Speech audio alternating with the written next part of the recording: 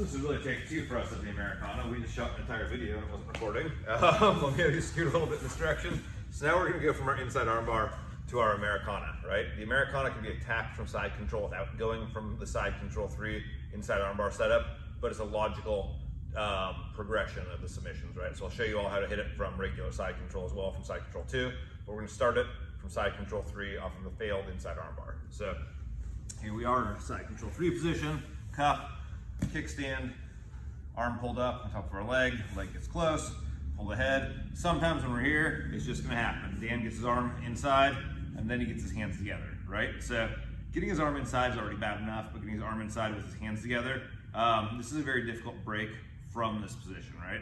If you're in a more classic arm barring position, where maybe you started from mount and you pivoted yourself into an arm bar and you're right here, you have a lot more leverage to start fighting it. You have both legs to keep the guy flat.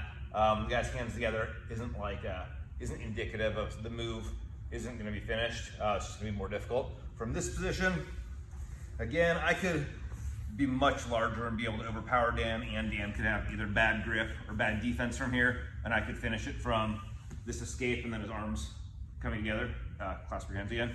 But I mean, it's going to be really difficult, right? I still have really good control on him, but the inside armbar isn't really there anymore. But what gets exposed when he clasps his hands together like this, is the Americana arm lock. So on the Americana arm lock from here, I'm going to maintain this shoulder control here. I'm going to take this hand from this arm to the opposite arm with like a bench pressing C grip, right? So from here, I'm going to move this hand to the opposite wrist right here. And then I'm going to drop my legs, switch my hips into side control 2 again, and pin his arm just like a bench press down to the mat. Put my weight into it, right? Get my hips square. From here, I'll show you guys how to get here from side control 2, because it's going to be slightly different. Same technique, same finish, but this arm just won't be through here already. I have this hand wrist locked on him. Similar to the Kimura, I'm going to take this hand and do a double wrist lock. So if you guys remember the Kimura, as we were in guard, we get a wrist lock behind his arm wrist lock. On the Americana, it's just the opposite hands. Top hand wrist locks, bottom hand comes here. Instead of going in this direction, we're going to go in this direction. So right here, Dan, shoulder cupped, hand pinned right here, pin it to the mat. This hand comes on top to buttress it. From this position here, what I want to do is I want to make sure his hand is pinned to the mat. I want to pull his elbow downwards. When his elbow is pulled downwards, I can put this elbow by his head, make sure that it's difficult for him to get some sort of wedging it here, and it's difficult for him to get his arm out of this position. Keep his hand pinned down, pull up on his elbow. You get a pretty quick tap there, right? So the reason why it's important to pull his elbow downwards is with the Americana position, the further the elbow is down, the faster the braking mechanism starts to work in your shoulder. So from right here, very little lift of your elbow, that hurts. Right here, I can move it pretty far. Up here for my head, eventually it just starts to turn inside, has no pressure whatsoever.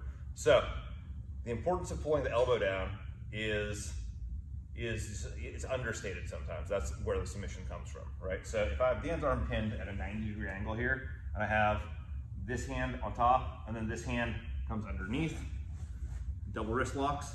From this 90-degree angle here, I can get it, but there's gonna be some movement, right? So I pull up, Dan's arm, eventually he'll tap, but I mean, it's almost at a 90-degree angle, right?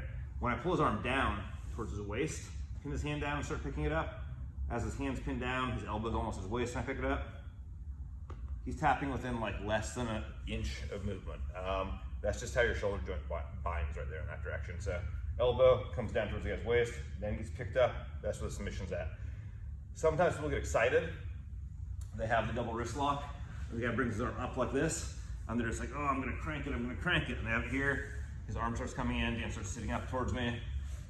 Yeah, exactly, pulls his arm out, I don't have any lock left anymore, right? Sometimes the guy will shrimp out, get his guard back. It's just one of those things. When you have the Americana above the guy's shoulder, it's no longer an Americana. It's just like a figure 4 that you're holding the guy with, hoping he doesn't wildly escape and get back on top of you. So like I said, I'll show you guys how to do this from side control 2 as well. In side control 2, this is generally going to come when you have the guy controlled with a lot of pressure and he posts on your face with his forearm. It's a frame on my forearm. Yeah, exactly. Boom. He's framing. You can dig this hand inside, get control of his wrist. Second hand right here, and get a double bench press. You're generally going to dominate that arm and get it to the mat, right? But since your hand's not controlling, not cupping the shoulder anymore, you have to get this hand underneath. So sometimes it can be hard. The best angle to do it is palm up on the mat. This is the flattest your hand's gonna get. Underneath the guy's arm, once it's here, double wrist lock yourself, and then it's gonna be exactly the same. Bring the elbow down, hand on the mat, elbow next to his head to cause that wedge there. Pick it up, get a real quick tap. So one more time, all the way from the top. We're in side control 3, shoulder cupped, arm pulled, leg under the arm, kickstand, pull the head, step. As I do this, Dan swims his arm out, gets his hands together. This hand comes here to bench press the arm down. Legs come back into side control 2, but this hand's already under, so wrist lock 1, wrist lock 2, drag it down, elbow frames the head, pick it up, get your submission, and then from classic side control 2, we're right here, Dan frames on my face. One of my arms gets on here, the other arm gets on here. Right, the ability to double bench press it to dominate it. Elbow posts on the head, so his arm stays out here a little bit. This hand comes hand up, or palm up, underneath. It turns over to double wrist lock. One wrist lock on him, one wrist lock on me. I still have the chest pressure, keeping him flat. Pull the elbow down to his waist. From here, hand is pinned, elbow comes up. You have your Americana arm lock. Americana arm lock. There we go.